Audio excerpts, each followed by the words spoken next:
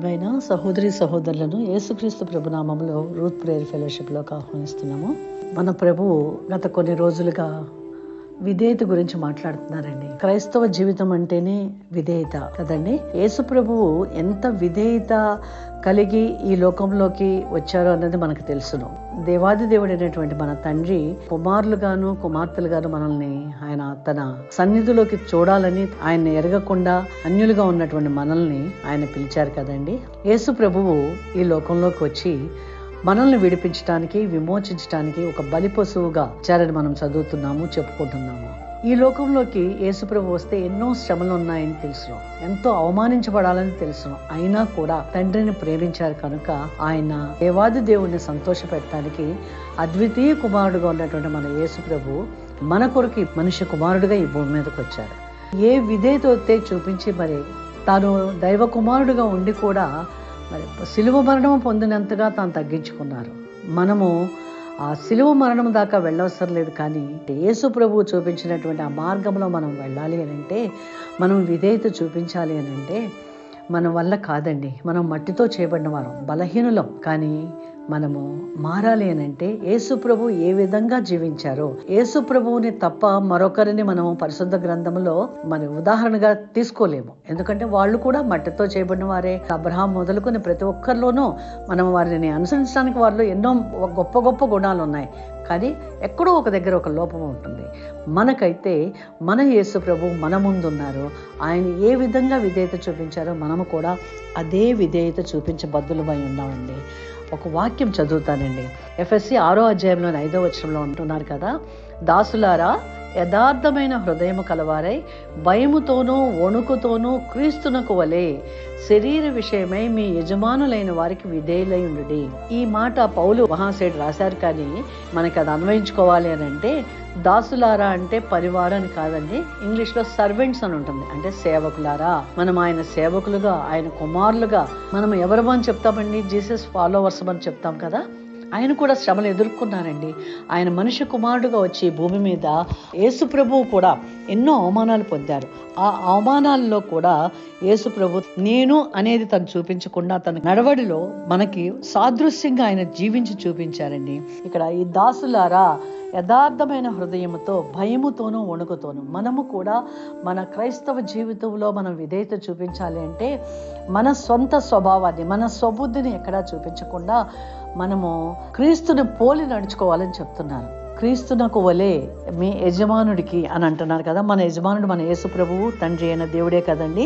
మరి ఆ విధేయత మనం చూపించాలి. యేసు ప్రభువు చూపించినటువంటి మరి ప్రవర్తన, అలాంటి విధేయత మనం కలిగి ఉండాలి అని అంటే, క్రీస్తు అవమానించబడినప్పుడు ఎక్కడా కూడా ఆయన నేను దైవ కుమారుడు అని చెప్పలేదండి. మనిషి కుమారుడుగానే మానవ శరీరంతో ఆయన ఈ భూమి మీద జీవించినంత కాలము కూడా ఆయన జీవితంలో ఆయన ఎదుర్కొన్న ఒక్క పరిస్థితి నేను చదువుతానండి. మత్తయి సువార్త 11వ అధ్యాయంలో, యోహాను తినకయు త్రాగకయు వచ్చిన కనుక వీడు దెయ్యము పట్టిన వాడని వారు అనుచున్నారు. ఎవరు చెప్తున్నారండి ఈ మాటలు? యేసు ప్రభువే చెప్తున్నారు.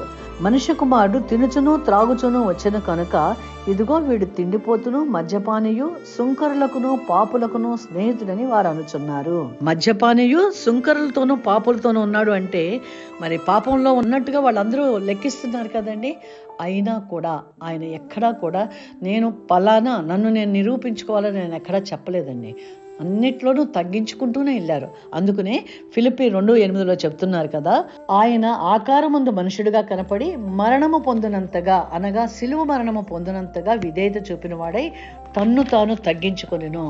ఆ తగ్గింపు స్వభావం మనకు రావాలంటేనండి, క్రీస్తునకు వలె మనం నడవాలన్నా, ఆ తగ్గింపు స్వభావం మనకు రావాలన్నా ఏదైతే యేసు ప్రభువు పరిశుద్ధ గ్రంథాన్ని చదివారు, ఆయన పఠించారు, ధ్యానించారు. మనము కూడా అదే విధముగా ధ్యానించినప్పుడు, మనము ప్రార్థనాపూర్వకమైన జీవితము కలిగి ఉన్నప్పుడు మాత్రమే మనము యేసు ప్రభు ఏ పనైతే చేయడానికి భూమి మీదకి వచ్చి ఆయన పనిని ముగించారో మనము కూడా ఆ పనిని ముగించబద్దులమై ఉన్నాము. కనుక ఆయన సారూప్యంలోకి మనం మారాలన్నా, ఆయనను పోలి నడుచుకోవాలన్నా మనలో మార్పు రావాలండి.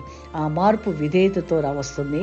ఆ విధేయత మనలోకి రావాలి అని అంటే పరిశుద్ధ గ్రంథాన్ని పఠించటం అండి. మరి యేసు ప్రభు చెప్పిన మాట ఒకటి నేను మత్తయి సువార్తలోని 4వ అధ్యాయంలో 2వ వచనం చదువుతున్నానండి. 40 దినములు 40 రాత్రులు ఉపవాసం ఉండిన పిమ్మట ఆయన ఆకలి కొనగా ఆ శోధకుడు ఆయన వద్దకు వచ్చి, నీవు దేవుని కుమారుడు అయితే ఈ రాళ్లు రొట్టెలగునట్లు ఆజ్ఞాపించమనెను. అందుకు ఆయన, మనుషుడు రొట్టె వలన మాత్రము కాదు కానీ దేవుని నోట నుండి వచ్చే ప్రతి మాట వలన జీవించును అని వ్రాయబడి ఉన్నదనెను. యేసు ప్రభు మరి ఆ వాక్యాలు చదివారు కదండి, ఆయన ధ్యానించారు కదా. అంతేకాదు కానీ ఇంకొక లూకా సువార్తలో వ్రాయబడి ఉంటుంది, నేను ఇప్పుడు ఆ వాక్యం తీసి చదవట్లేదు. అక్కడ మరి సమాజ మందిరంలోకి వెళ్ళినప్పుడు కూడా ఆయన పరిశుద్ధ గ్రంథపు చుట్ట చేతికి రాగానే తాను ఎందుకు వచ్చారు అన్నది అక్కడ వ్రాయబడి ఉన్నది. ఆయన తప్ప మరెవ్వరూ చదవకూడదంట. అలాంటి వాక్యం ఆయన చేతికి వచ్చింది. అలాగే మనకు కూడా ఒక పిలుపు ఉందండి పరిశుద్ధ గ్రంథంలో. మనము యేసు ప్రభువు వల్లే క్రీస్తునకు పోలి మనం నడుచుకోవాలన్నా, తన్ను తాను క్రీస్తు తగ్గించుకున్నట్టుగా మనము తగ్గించుకోవాలన్నా ఈ పరిశుద్ధ గ్రంథంలో నా పాత్ర ఎక్కడ, నా గురించి ఎక్కడ వ్రాయబడి ఉంది అని మనము ధ్యానించాలి. వాక్యం వెనుక వాక్యము యేసు ప్రభు ఎలా అయితే పరిశుద్ధ గ్రంథం చుట్టలను ఎలా చదివారో ధ్యానించారో మనము కూడా అలా చదవాలి. క్రీస్తును ఎలా అయితే ప్రార్థన చేశారో, ఆయన ఉదయకాలం ముందు ప్రార్థన చేశారు, మధ్యాహ్న కాలం ముందు ప్రార్థన చేశారు, సాయంకాలం ప్రార్థన చేశారు, రాత్రంతా కూడా ప్రార్థన చేశారు. ఆ ప్రార్థనాపూర్వకమైన జీవితమే మనల్ని విధేయతలోకి మారుస్తుంది, క్రీస్తు సారూప్యంలోకి మారుస్తుందండి. దేవాది దేవుడు ఈ దినాన మీతోనూ నాతోనూ మాట్లాడుతున్నారు. క్రీస్తునకు పోలి నడుచుకోమంటున్నారు. పరిశుద్ధ గ్రంథంలో మనం ఎక్కడున్నామా అని యేసు ప్రభు ఎలా అయితే పరిశుద్ధ గ్రంథాన్ని చదివారో మనము కూడా ఈ పరిశుద్ధ గ్రంథాన్ని చదువుతున్నట్లయితే మన గురించి కూడా పరిశుద్ధ గ్రంథంలో వ్రాయబడి ఉంది. పాత నిబంధనలోని ప్రతి పుస్తకంలో కూడా యేసు ప్రభు గురించి వ్రాయబడి ఉంది. ఆదికాండం 3వ అధ్యాయంలో రాయబడి ఉంది, నిర్గమాకాండంలో రాయబడి ఉంటుంది, లేవీకాండంలో రాయబడి ఉంది. ప్రతి గ్రంథంలో కూడా యేసు ప్రభు యొక్క జన్మమును గురించి రాయబడి ఉంటుందండి. నా గురించి కూడా యెషయా గ్రంథంలోని 49వ అధ్యాయంలో వ్రాయబడి ఉండగా నేను జాబ్ రిజైన్ చేయడానికి దేవుడు ఆ వాక్యం ద్వారా మాట్లాడినప్పుడు నాకు ఇచ్చిన పని ఏమిటి, నేను ఎందుకు మరి దేవుడు నన్ను ఏర్పాటు చేస్తున్నాను నాకు అర్థమైనప్పుడు నేను జాబ్ను రిజైన్ చేశానండి. ప్రతి ఒక్కరి గురించి కూడా దేవుడు ఈ పరిశుద్ధ గ్రంథంలో వ్రాయించి ఉంచారు. ఏదైతే యేసు ప్రభువు ప్రార్థనాపూర్వకమైన జీవితం జీవించారో మనం కూడా ఆ విధమైనటువంటి ప్రార్థనలు చేసినప్పుడు ఆయన చిత్తాన్ని వెదుగుతూ మనం ప్రార్థించాలండి. దేవుని యొక్క కుమారులుగా మనం జీవించాలి అని అంటే, దేవుని యొక్క చిత్తములోకి మనం మారాలి అనన్నా, ఆయన పట్ల విధేయత కలిగి మనం ఉండాలంటే యేసు ప్రభు ఏ విధంగా అయితే తండ్రిని ప్రేమించారో మనము కూడా ఆ విధంగా ప్రేమించబద్దులమై ఉన్నామండి. అప్పుడే మనలో ఒక విధేయత వస్తుంది. ఎప్పుడైతే మనం ప్రేమిస్తామో అది ఆరాధనగా మారుతుంది. యోహాను సువార్తలోని 14వ అధ్యాయంలో 15వ వచనంలో అంటున్నారు కదా, మీరు నన్ను ప్రేమించిన ఎడల నా ఆజ్ఞలు గైకొందురు. మీరు నన్ను ప్రేమించిన ఎడల, మా కొరకే యేసు ప్రభు మరణించారు, మమ్మల్ని పాపం నుంచి శాపం నుంచి ఆయన మనల్ని విడిపించారు అని మనం విశ్వాసంతో ఆయన మార్గంలోకి వచ్చాం కదండి. మరి మనం వచ్చిన ఆ మార్గంలోకి మన చుట్టూతో ఉన్న ప్రజలు నశించిపోతున్నారు కదండి. మరి వారందరినీ కూడా మనము మరి దేవుని వద్దకి యేసు ప్రభు ఏ పని మీద అయితే ఈ భూమి మీదకి వచ్చారో మనము కూడా ఆ పని చేయబద్దులమై ఉన్నాం కదా. మరి ఆ పని మనం చేయాలి అని అంటే మనలోకి విధేయత రావాలి, మనలో విశ్వాసం ఉండాలి. యేసు ప్రభు ఏ పనైతే చేసి తన పనిని తాను ముగించి 3.5 సంవత్సరాల పరిచర్యలో లోకమంతటికి ప్రపంచమంతటికి కూడా ఆయన సువార్త వెళ్ళిందండి. మనం ఎంత ప్రార్థన చేయాలో, ఎంత పని చేయాలో ఆ పని మన ముందు ఉంది. అది ఏ విధంగా మనం చేయగలమండి? మత్తయి సువార్త 28వ అధ్యాయంలోని 18 నుంచి 20 వరకు ఉన్నటువంటి వచనాలు చూద్దామండి. అయితే యేసు వారి వద్దకు వచ్చి, పరలోకమందును భూమి మీదను నాకు సర్వాధికారం ఇయ్యబడి ఉన్నది. ఆయన ఆరోహణమవుతూ చెప్పిన ఈ మాటలో అర్థం ఏమిటండి? పరలోకమందును భూమి మీదను నాకు ఇవ్వబడిన ఆ సర్వాధికారము మీకు కూడా నేను ఇస్తున్నాను అని వాక్యం ద్వారా మనతో ఈరోజు మాట్లాడుతున్నారు. ఆయన సారూప్యంలోకి మారాలి అని మనం పడుతున్నటువంటి ఈ ప్రయత్నం ఎందుకు అంటే, మన చుట్టూతో ఉన్న వారిని నశించిపోతున్న వాళ్ళని ఎలాంటి పరిస్థితులు మనము ఎదుర్కొంటున్నామో చూస్తున్నాం కదండి. మొన్నటికి మొన్న మయన్మార్లోను బ్యాంకాక్లోను భూకంపాలు చూసాం కదండి. అలాంటి భయంకరమైన దినాల్లో మనం ఉన్నాం. ఇప్పుడైతే మనకి పరిశుద్ధ గ్రంథం మనతో ఉంది. మనం అత్యధికంగా ధ్యానించవలసిన సమయంలో ప్రార్థించవలసిన సమయంలో ఉన్నాం. మనం దేవునికి సమయం, నిద్ర కంటే ఎక్కువగా, ఆహారం తీసుకోవటం కంటే ఎక్కువగా మనం దేవునికి తప్పనిసరిగా మనము సమయం ఇవ్వాలని మనం నిర్ణయించుకున్నప్పుడు చాలా సమయం మిగులుతుందో ఒకసారి ఆలోచించుకుందామండి. ఎందుకని ఈ రోజుల్లో ఎక్కువ సమయం మనం ఇవ్వాల్సినటువంటి రోజుల్లోకి వచ్చేసామండి. మత్తయి వార్త 28వ అధ్యాయంలోని 20వ వచనంలో అంటున్నారు కదా, నేను మీకు ఏ ఏ సంగతులను ఆజ్ఞాపించుదునో వాటినన్నిటినీ గైకొనవలనని వారికి బోధించుడి.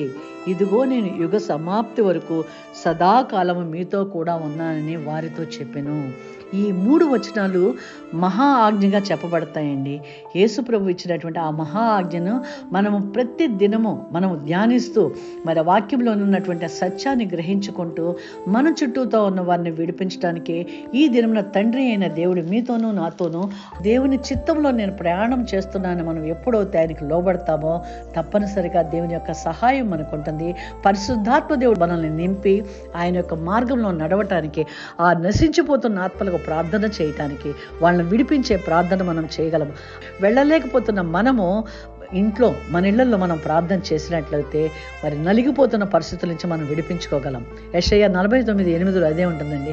బంధించబడిన వారిని బయలువెళ్ళుడి అని, చీకట్లో ఉన్న వారిని బయటికి రండి అని పిలిచి పాడైపోయిన దేశంలో చక్కపరిచి పంచిపెట్టడానికి మీతోనూ నాతోనూ ఈ దినాన నిబంధన చేస్తున్నారండి దేవాది దేవుడు. క్రీస్తు చూపించినటువంటి విధేయత, క్రీస్తునకు వలె భయముతో వణుకుతో మన యజమానుడైనటువంటి సర్వశక్తిమంతుడైన దేవునికి మనం లోబడుతూ జీవించడానికి, సర్వశక్తిమంతుడైన దేవునికి మనల్ని మనం అప్పగించుకుంటూ ఆయన పిలిచిన మార్గంలోకి ఈ రోజుల్లో ఉంచినటువంటి ఆ పని చేయటానికి మనం విధేయతతో మనం ప్రార్థన చేసి ముగించుకుందామండి.